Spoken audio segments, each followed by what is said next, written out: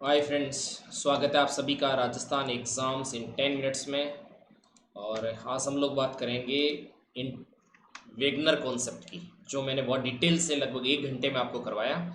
उसे किस तरीके से फटाफट रिवाइज कर सकते हैं उसकी बात करेंगे। यदि डिटेल से देखना हो तो लेट्स क्रैक राजस्थान एग्ज़ाम्स पर वो वीडियो अवेलेबल है।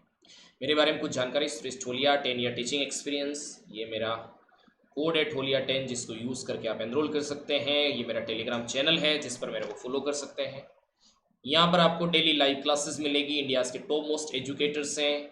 वीकली क्विज है, मेगा क्विज है, स्ट्रक्चर्ड कोर्स है, यानी कोर्स स्टार्ट हुआ है तो कंप्लीट होता है।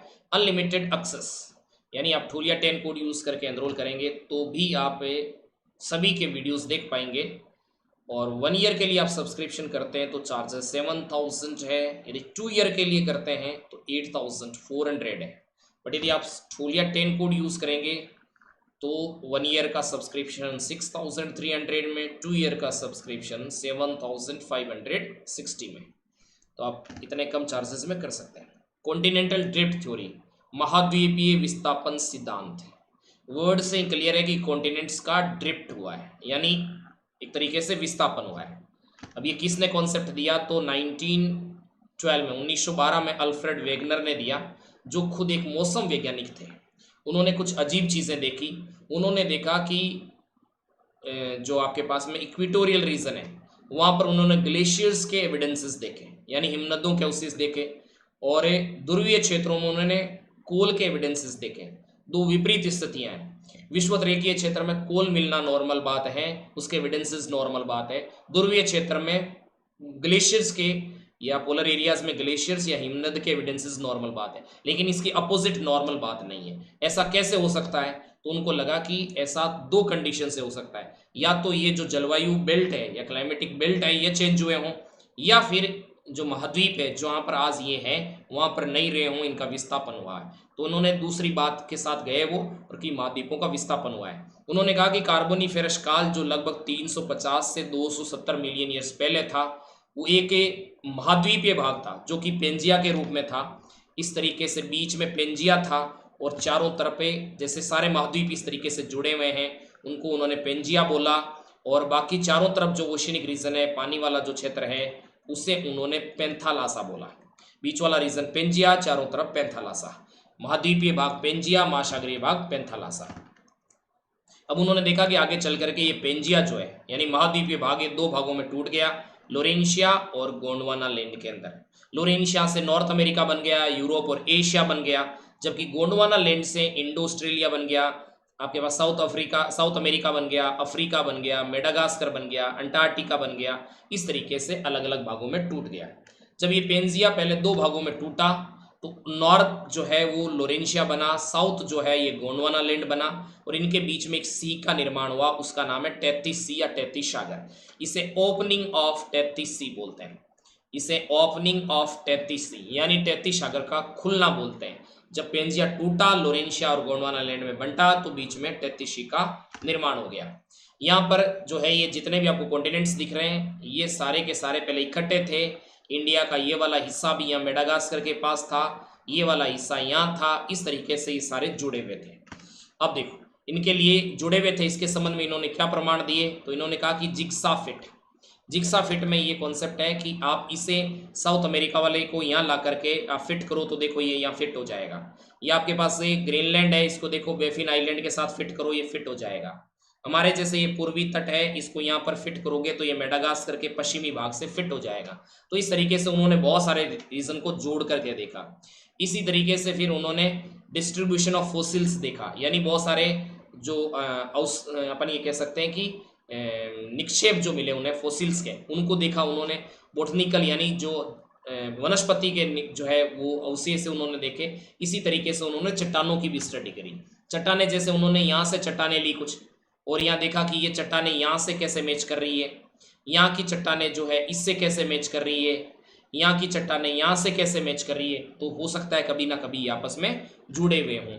इसी तरीके से यदि आप देखोगे तो फोसिल्स के अवशेष, यदि आप देखोगे जीवाश्म के अवशेष यदि देखोगे तो ये उन्होंने देखा कि लिमर्स होते हैं, ये इंडिया, मेडागास्कर और अफ्रीका के अंदर एक साथ मिलते हैं। मेसोस्कर्स जो है वो एक साथ देखने रेप्टाइल्स है ये। सरीसृप है जो कि साउथ अफ्रीका और ब्राजील में एक साथ देखने को मिलते हैं। लेमिंग जो जीव है ये स्कैंडिनेविया वाले रीजन में एक साथ देखने को मिलते हैं। तो ये इतना, जैसे मान लो कि कोई है वो यहाँ पर भी मिल रहा है, जैसे इंडिया में भी मिल रहा है, मेडागास्कर में भी मिल रहा है, अफ्रीका में भी मिल रहा है, एक साथ किस तरीके से छोटे जीव एक साथ मिल सकते हैं। इसी तरीके से जो लेमिंग है वो स्कैंडिनेविया वाले रीजन में पाया जाता है, पश्चिम की तरफ दौड़ता है, समुद्र में गिर करके मृत्यु हो जाती है। तो आखिर वो किस तरीके से यहाँ तक पहुंचा होगा, ये भी उनके मन में सवाल आया और इन्होंने माना कि ये जुड़े हुए हो सकते हैं, तभी इस तरह की चीजें हैं, नहीं तो कोई संभव नहीं है। इसी तरीके से उन्होंने कुछ बॉटनिकल एविडेंसेस भी दिए। बॉटनिकल एविडेंसेस के अंदर देखो, जैसे ग्लोसोप्टेरिस एक वनस्पति है, इस वनस्पति के अवशेष आपको अलग अलग जगह मिलेंगे, इंडिया में भी देखने को मिलेगा, ऑस्ट्रेलिया में भी मिलेगा, साउथ अफ्रीका में भी मिलेगा, अंटार्कटिका में मिलेगा। चलो जीवाश्म यानी जीव तो चल करके तैर के भी चले गए, एक एग्जांपल, जो कि पॉसिबल नहीं है 5000 किलोमीटर समुद्र को पार करना, लेकिन जब ये वनस्पति इतनी जगह एक साथ कैसे मिल रही है, इसका मतलब इंडिया, ऑस्ट्रेलिया, साउथ अफ्रीका, ये जो रीजन है आपस में कभी कभी हो सकता है कि कभी आपस में एक साथ जुड़े हुए रहे हों। इसके लिए उन्होंने बहुत सारे प्रमाण प्रस्तुत किए, जैसे हमने देखा कि फिट करके देखा, जिसमें कुछ क्षेत्र है वो इनके साथ फिट हो रहे हैं, कुछ उन्होंने फोसिल्स देखे जो एक साथ कई जगह मिल रहे हैं, कुछ बोटनिकल यानी वनस्पति देखी उन्होंने, वो एक साथ मिल रही थी, जैसे लिमर्श है, मेसोस्कर्श है, लेमिंग है, इनके आधार पर ग्लोसोप्टेरिस है, इनके आधार पर उन्होंने देखा कि किस तरीके से ये एक साथ इन क्षेत्रों के अंदर दिखाई देते हैं, किस तरीके से ये जुड़े हुए हैं, इन सब की बात यहाँ पर हुई। लेकिन इनके कॉन्सेप्ट में दिक्कत कहाँ पर है, क्या इशू आया, तो इन्होंने कहा कि ये किस तरीके से, ये क्यों एक्चुअली जो है ये कॉन्टिनेंट्स है ये विस्थापित क्यों होंगे, तो फोर्सेस फॉर कॉन्टिनेंट ड्रिफ्ट क्या कारण है, तो उन्होंने दो फोर्सेस बताए। एक तो टाइडल फोर्स बताया, मतलब ज्वारीय बल बताया, एक उन्होंने गुरुत्वीय बल और उत्प्लावक बल बताया।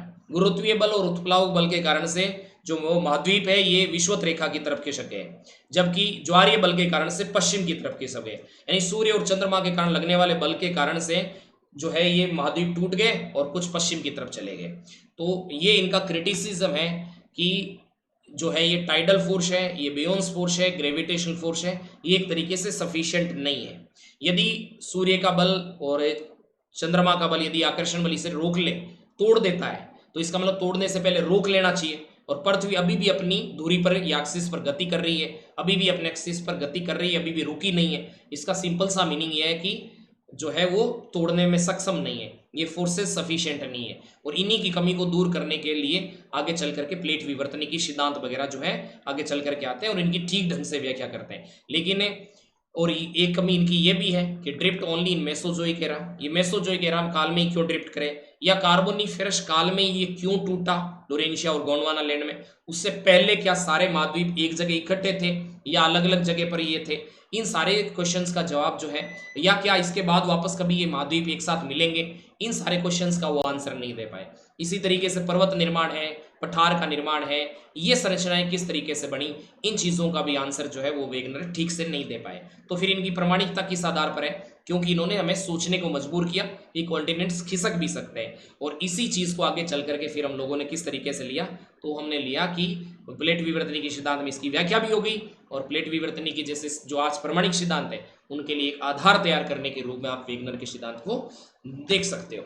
आप 1 ईयर का सब्सक्रिप्शन 7,000 में ले सकते हैं, 2 ईयर का सब्सक्रिप्शन 8,400 में ले सकते हैं, और ठोलिया रेफरल कोड यूज़ करेंगे तो और 10% का डिस्काउंट मिलेगा, और 1 ईयर का सब्सक्रिप्शन आपको मात्र 6,300 में मिलेगा, 2 ईयर का सब्सक्रिप्शन आपको 7,560 में मिल जाएगा।